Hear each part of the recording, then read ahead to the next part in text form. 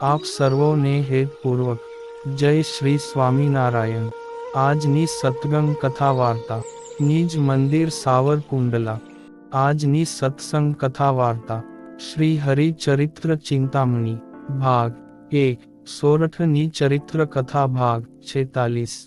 ગઈ કાલે આપને શ્રી હરિના દિવ્ય ચરિત્રો સાંભળ્યા। હવે તેમના આગળના ચરિત્રો ખૂબ જ હેતપૂર્વક સાંભળશું।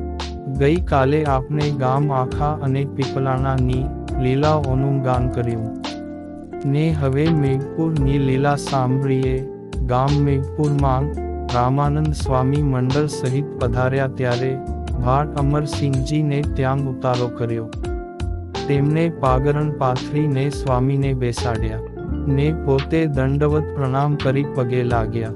ત્યાં ગામમાંથી કેટલાક હરિભક્તો આવ્યા ને રામાનંદ સ્વામીને પ્રણામ કરી સભામાં બેઠા। તેમની આગળ સ્વામીએ જન્મ મરણ અને લખ 84 તેમજ યમપુરીના દુઃખની વાતો કરી ને ત્યાં 6,84,000 નરકના કુંડો છે, તેમાં પાપી જીવને નાખે છે અને કર્મનું ફળ ભોગવાવે છે, એવી વાતો કરીને પછી સૂતાને સવારે ઉઠી આંબાવાડીએ કૂવે નાહવા ગયા। તે નાહીને આવ્યા ત્યારે અમરસિંહજી સીધું સામાન લાવેલા। તે સાધુએ રસોઈ બનાવીને લાલજીને નૈવેદ્ય ધરીને સહુ જમ્યા। પછી 2 કલાક આરામ કરીને અમરસિંહજી ભાટની વાડીએ નાહવા ગયા ત્યારે તેમણે કહ્યું, હે સ્વામી, ઓણ તો ઉનાળુ જાર બગડી ગઈ છે, તે છોકરાઓ જાર વિનાના રહેશે। ત્યારે સ્વામીએ પાણીની તુંબડી ભરીને કહ્યું કે ચાલ તારી જાર બતાવ, ને પછી જારવાળા પડામાં જઈને તેમની માથે સ્વામીએ પાણી છાંટ્યું ને કહ્યું કે હવે આ તારી જાર ગામ કરતાં સવાઈ થશે ને હે અમરસંગ, આ ચોમાસામાં ઘણો વરસાદ થવાનો છે, તેથી વહેલો વરસશે, માટે જાર વહેલી લણી લેજે। એમ કહી વાડીના કૂવે નાહીને અમરસંગની ઘોડીએ બેસી સ્વામી ગામ વાડેરને રસ્તે ચાલ્યા। તે થોડેક સુધી ભાટ અમરસિંહ તેમને વળાવા ગયા। ત્યાં પાતળભાઈ ઘોડી લઈને સ્વામીને તેડવા આવતા હતા। તે ભેળા થયા ત્યારે ઘોડીએથી ઉતરીને સ્વામીને પગે લાગ્યા। એટલે સ્વામી કહે કે દરબાર, તમે ક્યાં જાવ છો?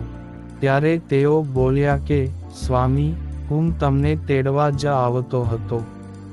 એટલે સ્વામી અમરસંગની ઘોડીએથી ઉતરીને પાતળભાઈની ઘોડી ઉપર બેઠા અને અમરસંગને કહ્યું કે હવે તમે પાછા જાઓ ને અમે ભાડેર જઈએ ને જતા જતા ભલામણ કરી કે તમે જાર તુરંત જ વઢાવી તે સાચવીને કોઠીમાં મૂકી દેજો ને કડપ પણ ઘરમાં લઈ લેજો, કારણ કે બીજે દિવસે ખૂબ જ વરસાદ પડશે। પછી અમરસંગજી સ્વામીને પગે લાગી ચાલ્યા। તે ઘેરે આવી મજૂર કર્યા ને સવારે મજૂર સાથે ઘરના નાના મોટા સૌ ખેતરમાં જઈ જાર વાઢવા લાગ્યા। તે સાંજ પડે ત્યાં જાર લણાઈ ગઈ ને તેને લઈ જઈ કોઠીમાં ભરી દીધી અને કડપ પણ રૂમમાં ભરી દીધી। પછી તે રાત્રે ખૂબ જ વરસાદ વરસ્યો, તેથી ગામના લોકોની જાર બગડી ગઈ ને કડપ પણ સડી ગઈ। તે ખાવા માટે મુઠ્ઠી જાર પણ ઘરમાં આવી નહીં। આમ સ્વામીએ અમરસંગજીને પોતાનો પ્રતાપ દેખાડ્યો ને તેમની રક્ષા કરી હતી। એક વાર શ્રીજી મહારાજ ગામ મેઘપુર પધાર્યા ને અત્યારે જ્યાં મંદિર છે ત્યાં નારણભાઈ સોનીના મકાન હતા, તેમાં ઉતારો કર્યો ને ફળિયામાં પીપળો હતો, તેની નીચે સભા કરીને બેઠા હતા। ત્યારે સંતો તથા હરિભક્તો તેમની સામે સભામાં બેઠા હતા। તે ટાણે નિત્યાનંદ સ્વામી ધોળે લુગડે હતા। તે આવીને પગે લાગ્યા અને કહ્યું કે મહારાજ, મને સાધુ કરો। ત્યારે મહારાજ કહે, તમારે પાછા ઘેર જાવું નથી। ત્યારે તે બોલ્યા, હે મહારાજ, મારે હવે ઘેર જાવું નથી। પછી શ્રી હરિએ તે ઠેકાણે સંવત 1860ની સાલમાં મહાભાગવતી દીક્ષા આપીને સાધુ કર્યા. તેમનું નામ દીનમણિ શર્મા હતું. તે બદલીને નિત્યાનંદ સ્વામી નામ પાડ્યું. પછી નારાયણભાઈ સોનીએ બ્રાહ્મણો પાસે રસોઈ કરાવી. તે તૈયાર થઈ ત્યારે મહારાજને જમવા માટે બોલાવ્યા ત્યારે શ્રી હરિ હાથ પગ ધોઈ બાજોઠ ઉપર બેસીને ખૂબ જ હેતથી જમ્યા ને ચડું કરી જળપાન કર્યા. પછી નારાયણજી ભાઈએ મુખવાસ દીધો. તે પોતે આરોગ્યા ને પછી સંતો તથા પાર્ષદોની પંક્તિ કરી. પોતે તેમને પીરસીને જમાડ્યા. મેં પછી હાથ પગ ધોઈ પીપળાની નીચે ઢોલિયા ઉપર બિરાજમાન થયા અને ભગવત કથા વાર્તા કરતા હતા. તેમાં સમાધિની વાત કરતા હતા. તે સમયે લાડકી બાઈને પણ સમાધિ કરાવી. ત્યારે તે બાઈ કહે, હે મહારાજ, મારે હવે પરણવું નથી. ત્યારે મહારાજ બોલ્યા કે તને પરાણે પરણાવશે તો તું શું કરીશ? ત્યારે તે બાઈ બોલી, હું દેહનો ત્યાગ કરી દઈશ. ત્યારે મહારાજ કહે, શું દેહ મેલવો તે તારા હાથમાં છે. જે તું દેહ મેલીશ, દેહ મેલાવો કે ન મેલાવો એ તો અમારા હાથમાં છે. ત્યારે તે બાઈએ હઠયોગે કરીને પોતાના નાડી પ્રાણ ખેંચવા માંડ્યા. તે વખતે ભગવાન શ્રી હરિએ તેના પ્રાણકંઠમાં જ અટકાવી દીધા. પછી તે બાઈએ ઘણા પ્રયત્ન કર્યા પણ દેહ મેલાણો નહીં ને જીવ પણ હૃદયમાં પાછો આવ્યો નહીં ને કંઠમાં જ રહ્યો. પછી તે બાઈએ હાથ જોડીને મહારાજની સ્તુતિ કરી ત્યારે શ્રી હરિએ કૃપા કરી તેના પ્રાણ પાછા હૃદય સ્થાને સ્થાપ્યા અને બોલ્યા કે જીવના નાડી પ્રાણ તો અમારા હાથમાં છે ને કોઈ જોરાવરે કરીને દેહ મેલવા ધારે તો પણ અમારી મરજી વગર તે દેહ મેલી શકતો નથી. તે સાંભળી સૌ રાજી થયા ને કહ્યું કે હે મહારાજ, તમે તો પુરુષોત્તમ નારાયણ છો ને તમને કોઈ પૂગે નહીં. તમારી કળા તો અપરંપાર છે. એ પ્રાર્થના સાંભળી શ્રી હરિ રાજી થયા ને લાડકી બાઈએ જીવ્યા ત્યાં સુધી બ્રહ્મચર્ય વ્રત પાળ્યું ને તે પરણ્યા ન હતા. એક વાર સંવત 1876ની સાલમાં લાડકી બાઈ આદિક બાઈઓ ગઢડે શ્રી હરિના દર્શન કરવા ગયા હતા. તે પોષ સુદ છઠના પ્રાતઃકાલે ગઢપુર પહોંચ્યા ને સભામાં જે બાજુ જીવુબા, લાડુબા તથા રાજબાઈ આદિક સર્વે બાઈઓ બેઠી હતી તેમની પાસે જઈને બેસી ગયા. ત્યારે શ્રીજી મહારાજ સભામાં કૃપા કરીને બોલ્યા કે સ્વધર્મી યુક્ત એવો જે ભગવાનનો ભક્ત તેના અંતરને વિશે તો પોતાનું યથાર્થ પૂર્ણકામપણું મનાતું નથી ને પૂર્ણકામપણું તો આત્મનિષ્ઠા ભગવાનનું મહાત્મ જ્ઞાન તેને કરીને જ થાય છે. અને એ બંનેમાં જેટલી ન્યૂનતા રહે છે તેટલી પૂર્ણકામપણામાં પણ ન્યૂનતા રહે છે. એ બે વાના તો ભગવાનના ભક્તે અતિ દ્રઢને રાખવા જોઈએ. ને હમણાં અમે એક હરિભક્તને સમાધિ કરાવી હતી. તેમાં તેને અતિશય તેજ દેખાણું ત્યારે તે ચીસો પાડવા માંડી ને કહે કે હું બળું છું, માટે સમાધિવાળાને પણ આત્માનું જ્ઞાન ખૂબ જ આવશ્યક છે અને પોતાના સ્વરૂપને દેહ ન જાણતા આત્મા જાણવો જોઈએ. અને તે ન જાણે એટલી તેની કાચબ કહેવાય. અને અમે તે હરિભક્તને સમજાવ્યું કે તારું સ્વરૂપ તો આત્મા છે, દેહ નથી. ને આ લાડકી બાઈ નામ ને ભાટનો દેહ પણ તું નથી. વળી અછેદ્ય અભેદ્ય એવો જે આત્મા એ તારું મૂળ સ્વરૂપ છે. જે વાત ગઢડા પ્રથમ પ્રકરણના 25માં વચનામૃતમાં છે.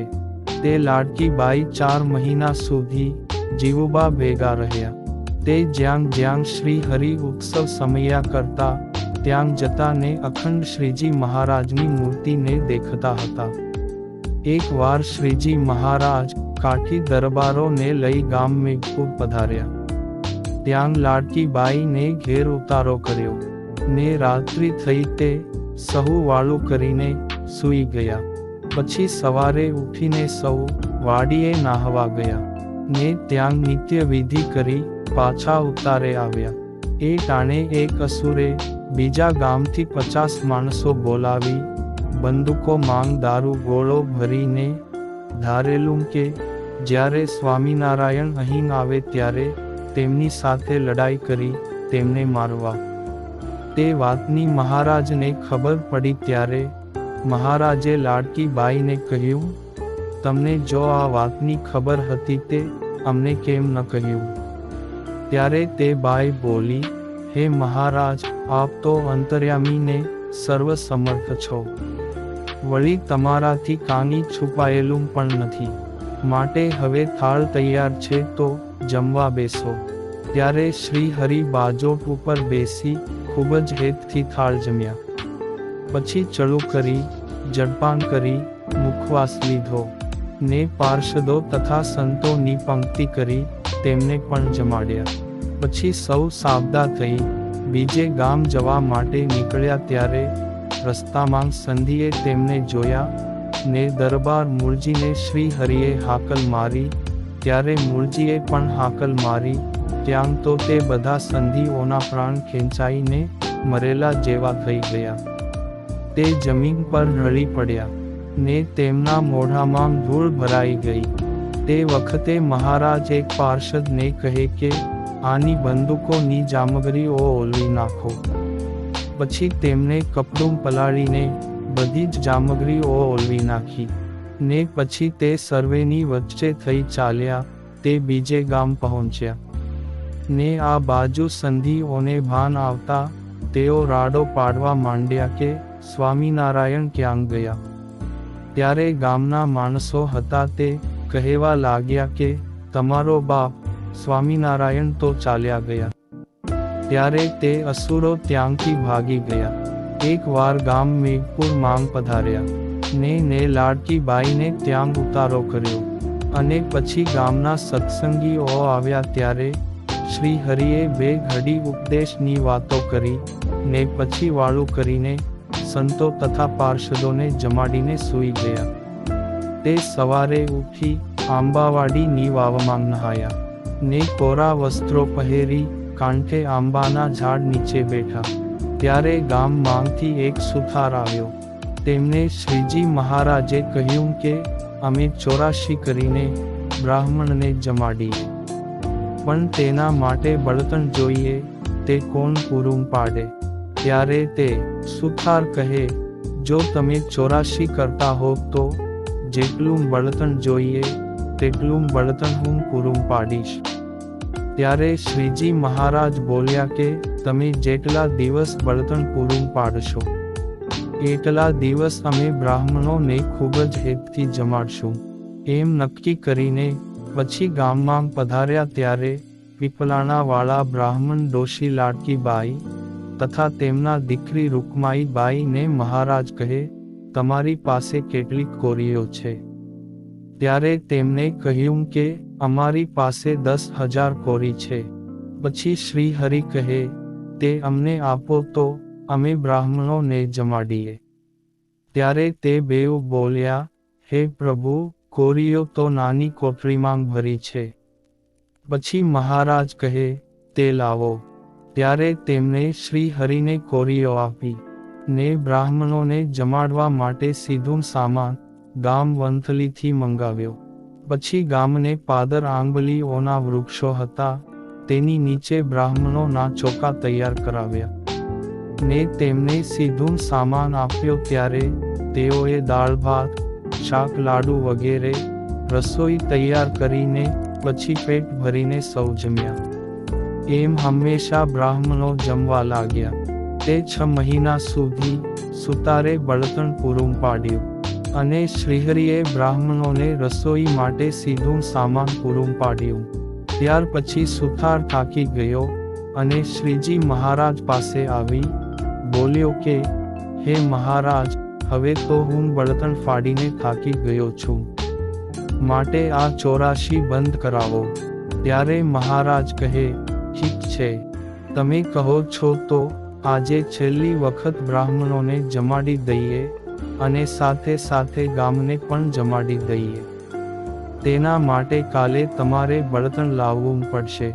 ત્યારે તે સુથારે કહ્યું, ભલે મહારાજ, એક દિવસ માટે પૂરું પડે તેટલું બળતણ હું લાવી દઈશ. પછી શ્રી હરિએ બ્રાહ્મણો તથા ગામ લોકોને જમાડીને તૃપ્ત કર્યા. તે સર્વે ખૂબ જ રાજી થયા અને શ્રીજી મહારાજનો જય જયકાર કરવા લાગ્યા. ને ત્યાં ગામ પીપલાણા વાળા આહિરુકો ભક્ત શ્રી હરિના દર્શને આવ્યા. તે તેને પણ પોતાના થાળની પ્રસાદી આપીને જમાડ્યા. તે ઉકા ભક્તને અંધારાનું આવરણ ન હતું, એટલે કે તે અંધારામાં જોઈ શકતા હતા. તે કોઈએ અંધારામાં કંઈ પણ નાની મોટી વસ્તુઓ મૂકી હોય તો પણ તે શોધી લેતા. જેમ અમદાવાદ વાળા ડોસાભાઈને પૃથ્વીનું આવરણ ન હતું, તેથી તેઓ ભીંતની આરપાર નીકળી જતા. તે ઘરમાં પૂરી રાખ્યા હોય તો પણ આરપાર નીકળી જઈ શકતા હતા. એક સમયે શ્રીજી મહારાજ ગામ મેઘપુરમાં નારાયણજીભાઈ સોનીને ઘેર રહ્યા હતા. ત્યારે સંતો તથા હરિભક્તોએ પીપળાના ઝાડની ડાળીએ હિંડોળો બાંધીને શ્રી હરિને ઘણીવાર ઝુલાવ્યા હતા. પછી મહારાજ સભા કરીને બેઠા ને ઘણા સંતો હરિભક્તોને સમાધિ કરાવી. ને જ્યાં હાલ મંદિર છે તે જગ્યાએ તેમના શરીરને ઉપરા ઉપર જેમ ખડની ગંજી ખડકે તેમ ખડકી દીધા. ને પછી જ્યારે તેમના સંબંધીઓ તેમને લેવા આવે ત્યારે શ્રી હરિ આંગળીના ઈશારે તેમનું નામ લઈ બોલાવે ત્યારે તે સમાધિ માંગથી જાગતા ને પોતાના સંબંધીઓ સાથે જતા રહેતા. અને જે લોકો સમાધિ માંગથી જાગતા તેમને શ્રી હરિ પ્રત્યે ખૂબ જ હેત થતું. ને જે સત્સંગી ન હોય તે પણ વર્તમાન હારીને સત્સંગી થતા હતા. એક વખત ગામ મેઘપુર માંગ શ્રીજી મહારાજ ગામના ચોરે સભા કરીને બેઠા હતા તે ટાણે એક ફકીર ત્યાં આવ્યો અને શ્રીજી મહારાજને કહે, તમે ખુદા છો અને જો ખુદા હો તો મને પરચો બતાવો. ત્યારે શ્રીજી મહારાજ કહે, તમે શું ભણ્યા છો? ત્યારે તે બોલ્યો, હું કુરાન ભણેલો છું. ત્યારે શ્રીજી મહારાજ બોલ્યા, આ અમારો નાનો છોકરો કરસનજી પણ કુરાન ભણેલો છે. તો તમારે તેને જે પૂછવું હોય તે પૂછો. ને પછી તે ફકીરે કુરાનના કેટલાક પ્રશ્નો પૂછ્યા. તેના કરસનજી એ અભણ હોવા છતાં પણ શ્રી હરિના પ્રતાપથી તેમના યથાર્થ ઉત્તરો કર્યા. તે સાંભળી ફકીર બોલ્યો કે, હે પ્રભુ, આ છોકરો નથી બોલતો પણ તેમાં રહીને તમે જ બોલો છો, માટે આપ ખુદા છો. ને આજથી હું તમારા શરણે રહી તમારી ભક્તિ કરીશ. તે મને વર્તમાન ધરાવો. ત્યારે શ્રી હરિએ તેમને હાથમાં જળ દઈ વર્તમાન ધરાવ્યા અને કહ્યું કે હવે તમે દારૂ, માટી, ચોરી, અવેરી, વટલવું નહીં અને વટલાવવું નહીં. એ 5 વર્તમાન દ્રઢપણે પાળજો અને અમારા નામનો અખંડ જપ કરજો. તે અંતકાળે અમે તમને અક્ષરધામમાં લઈ જશું. પછી તે ફકીર ખૂબ જ રાજી થયો ને શ્રી હરિને પ્રણામ કરી ચાલ્યો ગયો. પછી શ્રી હરિ નારાયણજીભાઈ સોનીને ત્યાં પધાર્યા અને ઢોલિયા ઉપર બિરાજ્યા. ત્યારે તેમનો ભત્રીજો શ્રી હરિને પ્રણામ કરી તેમની પાસે બેઠો અને પૂછ્યું કે, હે પ્રભુ, આપ તો પુરુષોત્તમ નારાયણ છો. તે જ્યારે પાપી જીવો આ પૃથ્વી ઉપર પાપ કરે ત્યારે તેમના ઉપર તમને ક્રોધ આવે કે નહીં? ત્યારે શ્રી હરિ બોલ્યા, જે પાપી જીવ હોય તેમના ઉપર અમને ક્રોધ ન આવે, અને જ્યારે આવે ત્યારે તો ગામના માણસો સૂતા જ રહે. તે સાંભળી નારાયણજીભાઈ સોનીએ કહ્યું કે શ્રી હરિનો મન તો ખૂબ જ મોટું છે. ને તે જ્યારે ત્યારે છલકાઈ નહીં, કેમ કે તેમની ભ્રુકુટીના વિલાસ માત્રથી કોટી બ્રહ્માંડોની ઉત્પત્તિ, સ્થિતિ અને પ્રલય થઈ જાય છે. એવા આ શ્રીજી મહારાજ છે. એ સાંભળી તેમનો ભત્રીજો ખૂબ જ રાજી થયો અને શ્રી હરિને પ્રણામ કર્યા. ત્યારે તેમને સમાધિ કરાવી, પોતાનું અક્ષરધામ દેખાડી, પોતાના સ્વરૂપની પ્રતીતિ કરાવી અને પછી સમાધિ માંગથી જાગી તેમણે શ્રી હરિને ખૂબ જ સ્તુતિ પ્રાર્થના કરીને તે રાજી થયો હતો ને પોતાના ઘેર ગયો. આમ શ્રી હરિ મેઘપુરમાં રહીને અનેક દિવ્ય તથા માનુષિક ચરિત્રો કરી રહ્યા છે ને આગળની કથા વાર્તા આપને હવે પછીના ભાગમાં સાંભળશું. અત્યારે આપ સર્વોને ભાવથી જય શ્રી સ્વામિનારાયણ.